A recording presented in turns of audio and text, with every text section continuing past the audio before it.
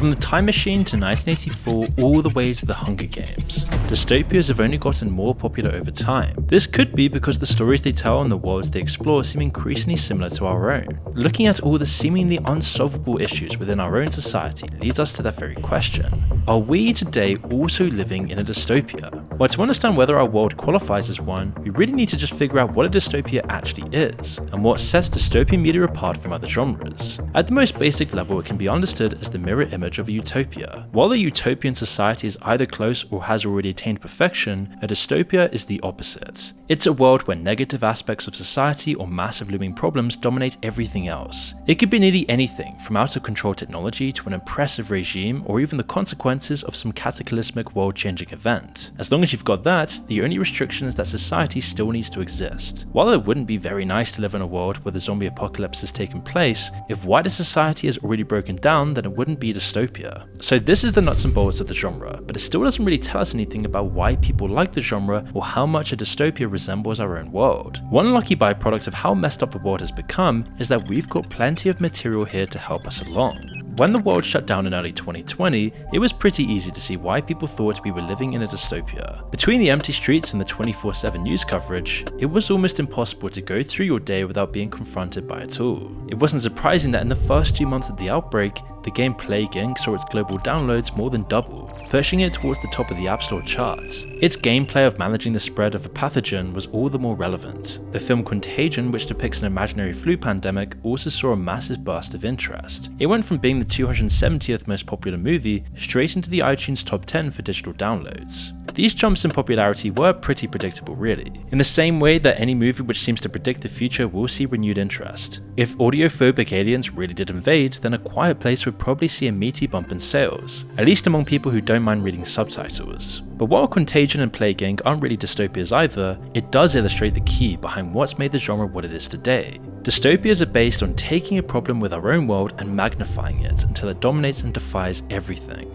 If you're a writer or any kind of artist, there's clearly more value in doing this with negative aspects of society compared to the good parts. It'd simply be boring to read or watch a film about a true utopia, as there isn't really any conflict or stakes when the problems have already been solved. But dystopian media on the other hand can tell us something about our own world. By magnifying a real problem through the lens of fiction, we get a different, more detailed look at it than we could get on our own. By making the problem define the entire story, it lets us focus completely on it. In our own lives, there's too many other things that get in the way, and it's in this way that dystopian media helps us take control over these daunting, practically unsolvable problems that we're faced with today. While there isn't much surviving philosophy on how to make a dystopia, there's plenty of philosophers who try to do the opposite, and figure out what makes a perfect society. Some of them never really saw their plans put into action. Plato's idea of an idealized society involved a strict caste system ruled over by mathematician philosopher kings. But as far as we know, nobody ever really tried this. Other ideas were more successful. Confucius and his ideas about society laid the bedrock for over 2,000 years of Chinese history. By far the most impactful utopian philosophy of recent history began with Hegel, a 19th century German philosopher. He saw history as a slow, inevitable march towards an enlightened, free society. In his view, everything was leading up to that utopian point, and it's an essential part of his theory of dialectics. But while we might not have reached that point yet, we have seen one of his students' theories put into practice. Marx took Hegel's ideas and applied them to a struggle between the workers and an oppressive ruling class. Over history, this internal struggle played out time and time again, inevitably leading to a communist utopia after the workers finally triumphed. But unfortunately, this never really happened either. In fact, when communists got into power, it led to some of the most dystopian and oppressive societies ever. Whether it's a fault with people or it's a fault with communism itself, doesn't really matter for our purposes. The fact remains that these utopian ideas enabled one of the most oppressive dystopian regimes in history. The Soviet Union even directly inspired one of the dystopias we'll talk about later. But it's clear that utopian thinking and the lengths people go to achieve it can easily lead to a dystopian society instead. Once the ends justify the means, any amount of suffering becomes excusable to reach the end goal. There are some theories that don't directly describe how to create a dystopia, but they do predict that the slide into a dystopian society is inevitable.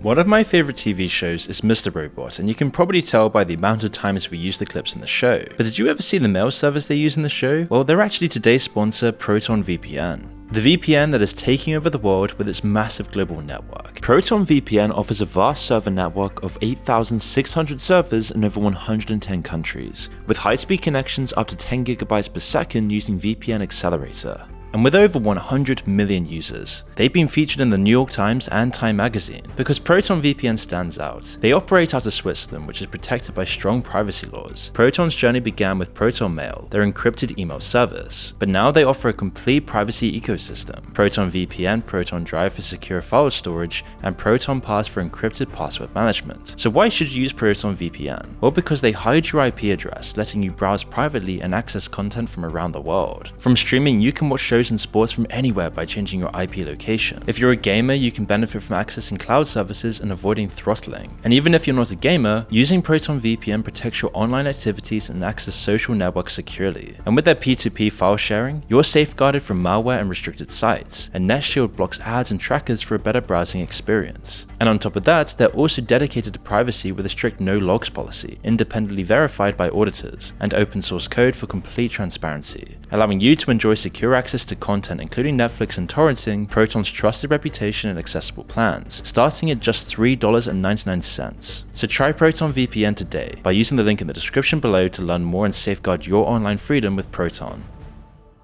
The general idea these theories share is that something about technology and scientific progression leads to a dystopia. Either we're guaranteed to abuse the tools it gives us, making the world worse, or the technology changes society itself and creates the conditions that lead to a dystopia. Ted Kaczynski, otherwise known as the Unabomber, was just one of the people who believed in these ideas. Now, he had some insane thoughts on how to try and change things, and seemed delusional that he could even affect things in any way. But the basic ideas in his manifesto are lucid, and it was even used as evidence that he was very capable of knowing his actions were wrong, as it was a very well written manifesto with many interesting thoughts. You see, he thought that industrial society and technology was slowly stripping people of their natural freedom, whilst destroying the natural world in the process. The outward benefits of technology are enough to convince people to just let this happen, but he ignores just how much of an impact modern technology has in making people's lives better in general. For starters, lots of the people watching this today would be dead if not for modern medicine. Modern agriculture means that most people don't have to slave away in the fields, and bad weather doesn't generally lead to mass famine anymore. There's even the fact that as a country becomes more industrialized and more developed, it also becomes more likely that it's a democracy rather than a dictatorship.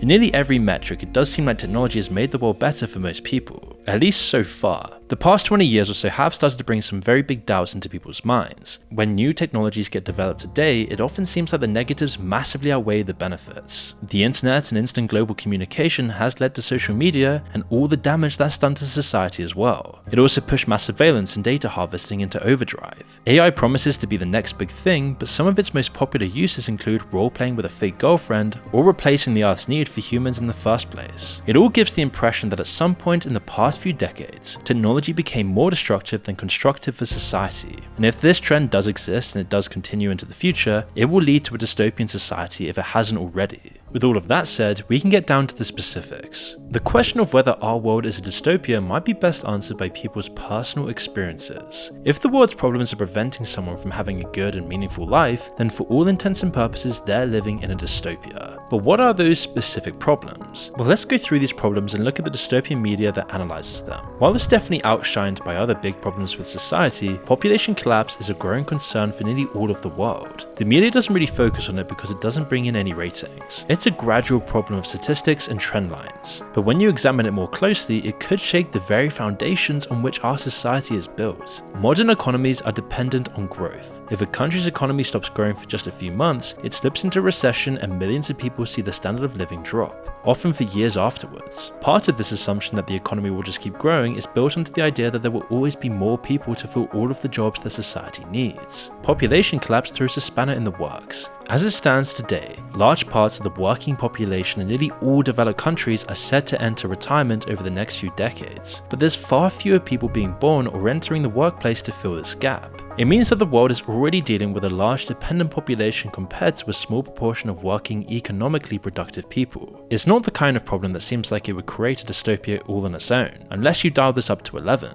That's the scenario that the 2006 film Children of Men explores. The film is set in an alternate future where nobody has been able to have children for 2 decades, pushing society to the edge. Developing countries have almost entirely collapsed without a working population to keep them sustained. Richer, developed countries are a bit better off, but the massive amounts of refugees combined with the economic hardship have pushed them deep into authoritarianism. The film revolves around an apathetic civil servant trying to protect humanity's last chance at a brighter future, the only baby to be born in years. A lot of the movie's strength isn't in the plot though, instead it's the background information and the details that really tie the film together. There's so much there to make it feel authentic. Some of the details that fans have noticed really show how much thought they put into this. While the film was released years before the Shard was built in London, the film is set in the future so it's visible in the skyline. Then there's the underlying detail that people have become even more obsessed with their pets because they're trying to fill the hole that children left. A lot of the political commentary and the details of the overarching story are left in the background as well. As we mentioned earlier, dystopian media often amplifies and magnifies things going on in our own world, and this is no exception. The two sides of the conflict in Children of Men are both distortions of today's political divide. The rich and powerful are depicted as fascist oppressors, living in their own little bubbles, oblivious to the suffering going on around them. They hoard art from the old world, but it's all meaningless because it's been taken out of the world which gave it context, and soon nobody will be around to appreciate it. They keep this shaky establishment in place with propaganda, brutal reprisals and oppression. You would expect the film's version of the left to therefore be the good guys, fighting to take down the oppressive system, but instead they're just much more morally grey. One of the first action scenes is later revealed to be an inter-faction assassination plot, for example, and it shows how divided and power-hungry they really are, trying to use humanity's last hope as a political tool. They clearly want to tear down the old order, but that's the only thing they're unified by. At the end of the film, in a big battle scene, they're still just as violent and threatening to the last hope of humanity as the government has been. The whole political conflict running through the movie is framed as the result of hopelessness for the future, but when they see that hope and they see the baby at the end of the movie, it's one of the most powerful moments in the film. All the conflict and the fighting just stops when they can see that there is still hope. Children of Men does a great job at visualizing our worst fears when it comes to population collapse, but it goes even deeper than that. The film explores the problems with a decaying society. The fact that it's all so intuitive and recognizable shows us a lot about our own world today. The deep resemblance definitely pushes us towards the conclusion that we are in fact living in a dystopia, but it also definitely helps that the movie is trying to imagine what our times would look like. It's a very realistic, close to home dystopia set only a few years from the current day. A different test would be to see how our world stacks up against a dystopia that seems like it's much more different to our world. One where flying cars, cyborgs, and other futuristic technologies are everywhere, like the world of Blade Runner 2049. Cyberpunk as a genre and Blade Runner in particular focuses on what it means to be human and where we should draw the line between human and machine. In the film, we see a world where every intangible part of humanity has been figured out and replicated, then turned into a product. These human-like machines or replicants are everywhere in the film, and they're treated like a lower class of individual. They're human in pretty much every single way except for the fact they still can't have children of their own. It's the final barrier yet to be broken down by technology, and Blade Runner 2049's world uses it as justification for their slavery. The story follows Kay, a replicant whose job it is to hunt down other replicants that have gone rogue and rebelled against their programming. In the process, he discovers the body of a replicant who has given birth. It's a discovery that could change the whole society's view on replicants, but as we'll find out, it's also something which could seal the fate of replicants as lower class citizens forever. Wallace, the de facto corporate overlord of the world and the creator of the replicants, also wants to find the promised child. Replicants are still expensive and slow to create, meaning they still can't fully replace people. If he can unlock that final secret, it'll perfect his product and give him pretty much total control. It's this fact that makes the film feel so close to home, despite all the futuristic technology and skyscraper-sized holograms. It's a world caught in an awkward middle phase, stuck between the past and a utopian future. If non-sentient replicants were perfected and there were enough of them, you could imagine freeing up enough resources for everyone to have a good life. But instead, their scarcity and the tyrannical control of corporations has made the world even more unequal. All the wealth and power is hoarded by the ruling corporate class. The rest of the world is left in an even worse position.